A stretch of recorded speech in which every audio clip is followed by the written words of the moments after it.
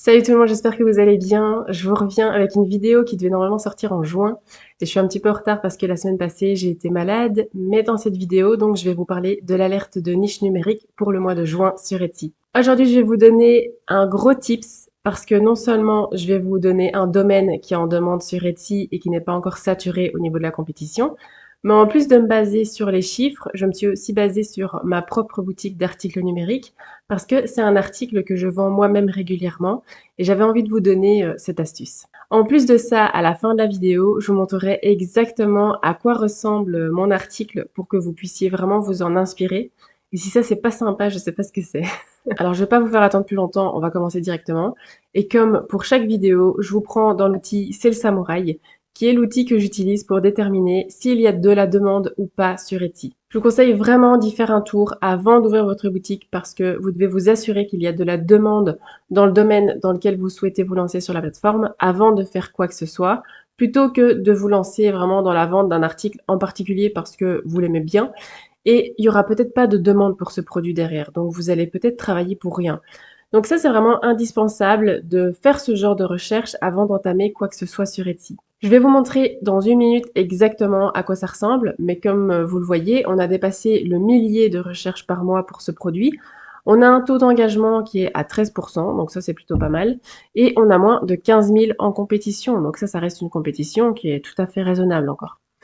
Dans Sales Samurai, lorsque vous tapez un mot-clé, il vous en propose d'autres en dessous qui sont liés, et ça peut vous donner aussi d'autres idées d'articles à fabriquer qui sont en demande.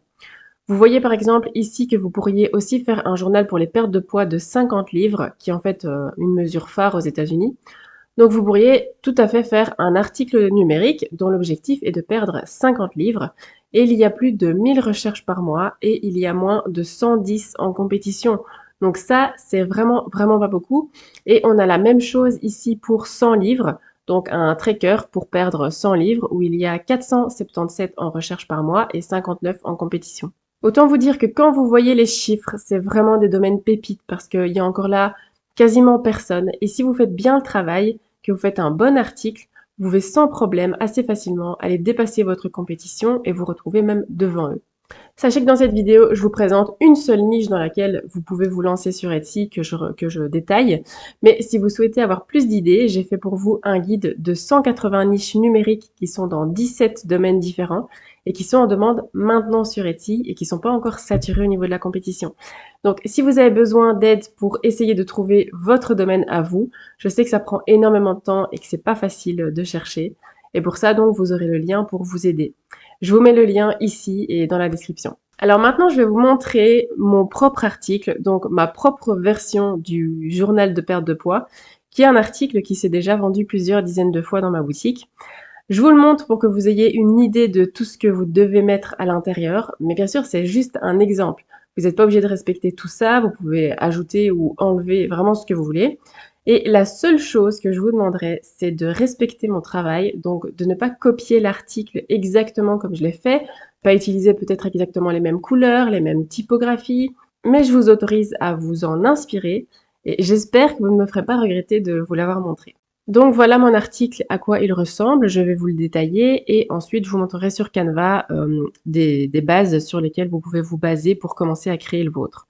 Donc moi j'ai fait une page d'accueil, c'est vraiment pas indispensable mais j'avais envie de faire une belle présentation. Et je marque bien que moi en fait je me suis basée sur la perte de poids, le sport et la nourriture, donc j'ai vraiment fait les 3 volets pour que ce soit le plus complet possible. C'est souvent ce que recherchent les acheteurs sur Etsy quand ils cherchent un article, c'est d'avoir plus que ce qu'ils ont l'impression d'avoir acheté, d'avoir quelque chose qui est vraiment complet et ils ont comme ça l'impression d'avoir fait une affaire. Alors la deuxième page, c'est les buts pour cette année, donc les objectifs en termes de poids, en termes de fitness, en termes de nourriture et en termes de soins de soi. Donc là, j'ai fait pour cette année. Ensuite, j'ai fait la même chose pour le trimestre 1, avec à chaque fois les améliorations à faire si on pense qu'il y a des changements à corriger. Trimestre 2, trimestre 3, 4. Et ici, on a un outil pour mesurer le corps. Donc ici, on va introduire une fois par mois, si on le souhaite, les mesures avant et les mesures après pour faire un check-up et pour avoir une idée de l'avancement.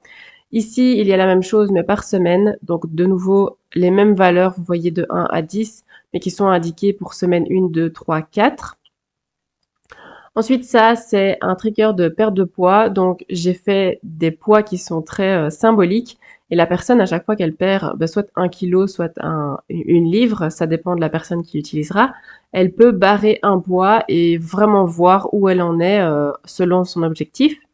Et puis ça, c'est donc un tracker aussi où on marque le poids de la semaine 1 à la semaine 52, vous allez voir en bas.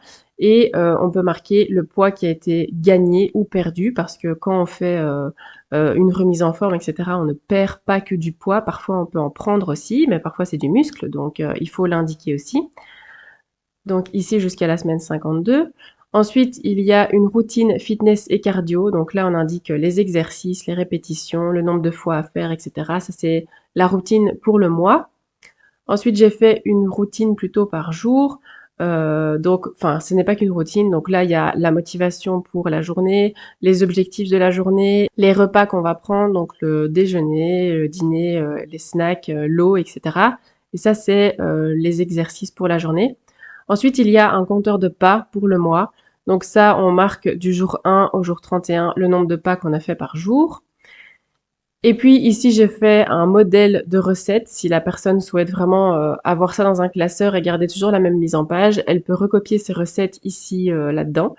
Donc, bah, ici, j'ai mis voilà le nombre de couverts, le nombre de calories, si c'est un repas végétarien, vegan, japonais, etc. Elle peut noter cette recette. Ici, il y a les instructions à mettre. Ensuite, ça, c'est les repas pour la semaine, donc la planification de ce qu'elle prévoit manger. Ensuite, il y a le nombre de calories qu'elle a pris par mois et par repas. Donc, vous voyez, j'ai mis les jours de 1 à 31. Et ici, à chaque fois, elle va mettre le nombre de calories qu'elle a pris par repas pour avoir de nouveau un suivi. Et puis, il y a ici un challenge 30 jours. Donc ça, ben, je l'ai pas inventé, hein. J'ai regardé un peu sur Internet ce qu'on conseillait, etc. Et il y a par exemple des choses comme mâcher 20 fois, s'étirer, marcher 2 miles, voilà, des choses comme ça.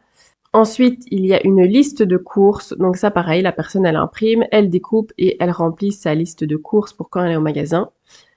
Et en dernier, j'ai mis des photos de progression. Donc c'est une photo qu'on met avant, une photo qu'on met au premier trimestre, deuxième trimestre, troisième trimestre.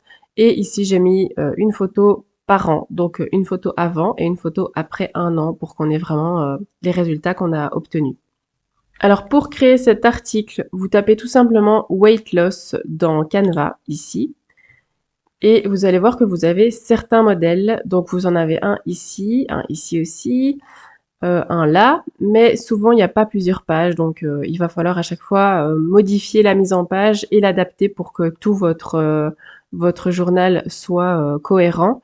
Donc ça, c'est un que j'avais vu qui était pas mal pour démarrer parce qu'il est assez complet. Vous voyez ici, il y a un outil pour marquer les mesures du corps.